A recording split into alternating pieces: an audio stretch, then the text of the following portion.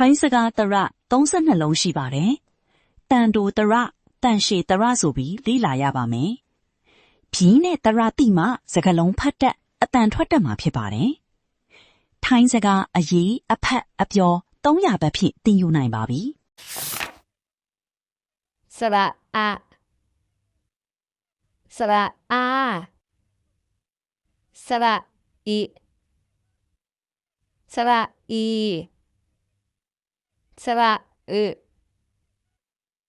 สระอือสระอุสระอูสระเอสระเอสระแอสระแอสระอสระอสระโอสระโอสระสระ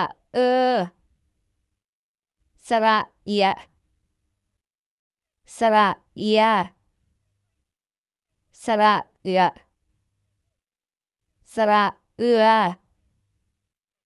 สระวะสระวะสระ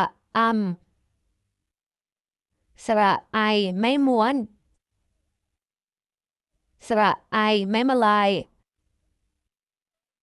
สระเอาหรือ